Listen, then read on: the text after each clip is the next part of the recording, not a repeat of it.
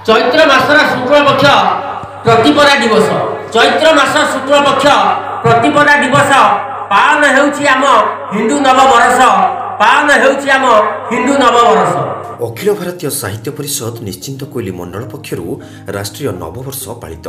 अखिल भारतीय साहित्य परिषद निश्चिंत कोइल मंडल आनुकूल्य मर्यादा संपन्न राष्ट्रीय नववर्ष अवसर में सनातन संस्कृतिर सुरक्षा संपर्कित एक आध्यात्मिक सभा अनुष्ठित हो जाइछि। कटक जिला निश्चिंत कोइल ब्लॉक अधीनस्थ बड़गिरी ग्राम पुरातन कुंजबिहारी मठ परिसर में अखिल भारतीय साहित्य परिषद निश्चिंत कोइल मंडल संपादक परिवेशविद प्रमोद कुमार दास सभापतित्व में उक्त आध्यात्मिक कार्यक्रम को मठाधीश महंत अनंतराम दास कलश पूजन प्रदीप प्रज्वलन तथा वेदध्वनि माध्यम उद्घाटन करथिले।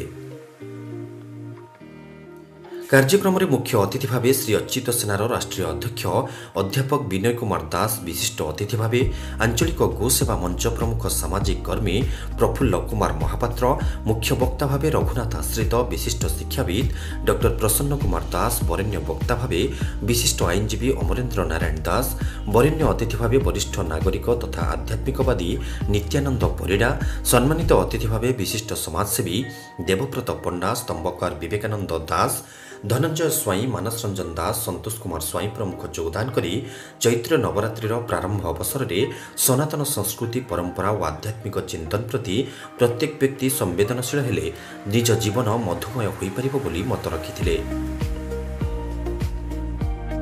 प्रारंभ में निर्माण ओडिशा प्रतिनिधि विजय कुंवर राष्ट्रीय नववर्ष उपरे चिताकर्षक सृजनशील कविता उपस्थित समस्त सज्जन मानू विल्लोलित करिथिला। कार्यक्रम अवसर में स्थानीय अंचल बहु बुद्धिजीवी और महिला माने सक्रिय योगदान करथिले। शेष में नामाश्रित स्वर्णलता दास समस्त को धन्यवाद प्रदान करथिले। जय जगन्नाथ, जय कुंज बिहारी, जय श्री राम, जय महावीर, नमस्ते। आज होची सृष्टिर प्रारंभ दिवस, जाकु कि ब्रह्मा आज यही सृष्टि को आरंभ करथिले। होची आज चैत्र मास शुक्ल पक्ष प्रतिपदा तिथि। यही तिथि रे ब्रह्मा सृष्टि को आरंभ करथिले। यही जो आरंभ दिवस प्राय समस्त को किंचित भाव ज्ञात अच्छी बा किछि ए विषय रे ज्ञात न थाई पारे।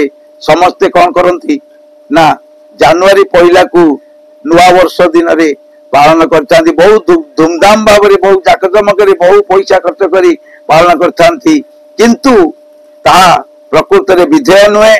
कारण ताकू सेटा होची यीशु ख्रीष्टंकर जन्म दिवस। केवल यीशु ख्रीष्टंकर जन्म दिवस को नूतन वर्ष रूप से विष्णुकर धर्मावलंबी माने पालन करथांती।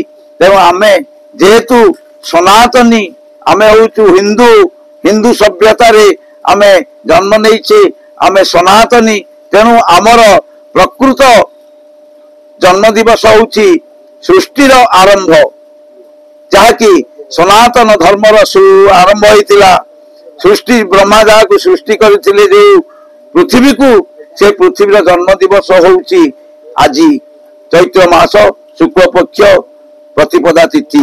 आउ मध्य एक सौभाग्यर दिवस। यही हिंदू समाज रे जो अयोध्या नाथ नायक जे कि रामचंद्रंकर मध्य आज अभिषेक होइतिला, ता मध्य आज हेउची यही चैत्र मास शुक्ल पक्ष प्रतिपदा तिथि रे भगवान रामचंद्र वनवास रु फेरी अयोध्या रे सिंहासन आरोहण करथिले। आउरी मध्य महाराज युधिष्ठिरंकर मध्य आज जन्म दिवस।